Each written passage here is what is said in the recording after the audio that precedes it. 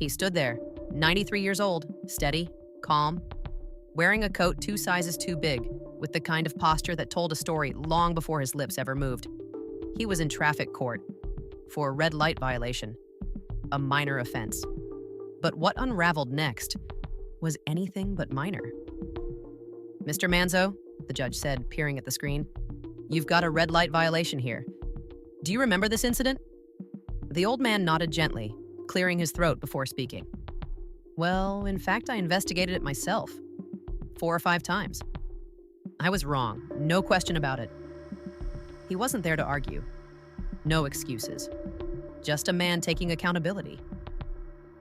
"I made a right-hand turn," he continued, "and that's the first violation I've gotten in 72 years of driving." 72 years. The courtroom chuckled softly, not at him, but in admiration. The kind of laughter laced with respect. The judge blinked, surprised. "Really?" "Yep," Mr. Manzo said. "Look up my record." But then, the screen lit up. "Mr. Manzo, it says here you're 93 years old, is that right?" The judge asked, scanning the monitor again. And then, without hesitation, without pride, just pure, humble truth, he answered, "I'm a World War II veteran. I spent 29 months in the Pacific. Came back alive." The room fell silent, not a breath. "Where were you in the Pacific?" the judge asked softly. "I was in the Navy," he replied. "Joined in 1943, on my 17th birthday." And then, his voice changed. A flicker of nostalgia, pain and pride wove through each word.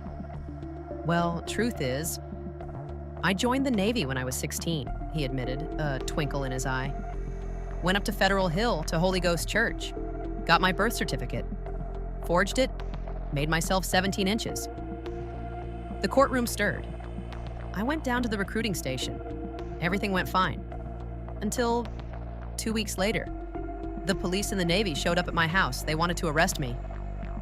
The judge leaned in, eyebrows raised. "So, what happened?" "I waited another year, left Mount Pleasant High School. Then legally on my 17th birthday, I enlisted. And I never looked back." For 3 long years he served, from 1943 to 1945. "Every battle in the Pacific?" the judge asked. "Every single one," Mr. Manzo said. "Not one missed." And then came the part that shattered every heart in that room. "I was on a battleship. We were in many battles. The worst? Iwo Jima. I've never seen anything like it. We lost more Marines there than, I think, any other place." He paused. "You couldn't believe how bad that was.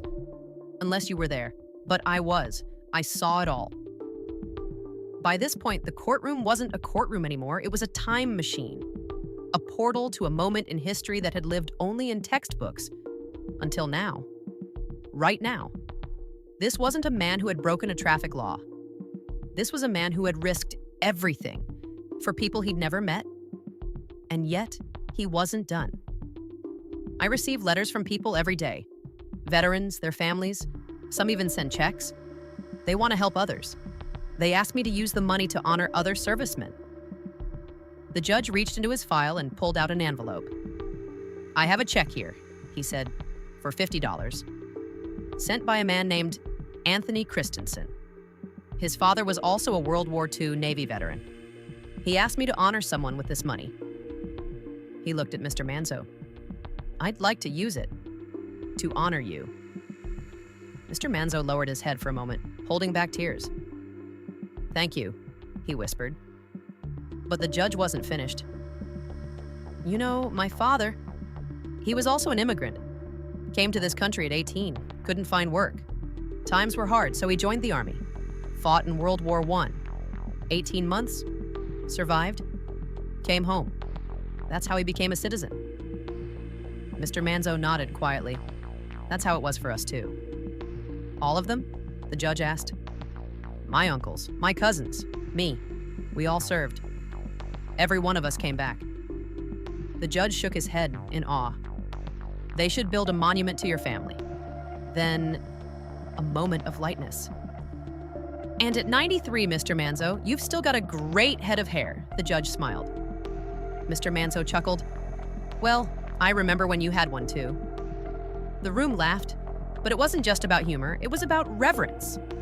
For a man who forged a document at 16, not to escape responsibility, but to shoulder it, to fight for a country that didn't ask, he volunteered. To survive battles that would define history, and here he stood. Not angry, not bitter, just grateful. One small violation, dismissed, but the story, unforgettable.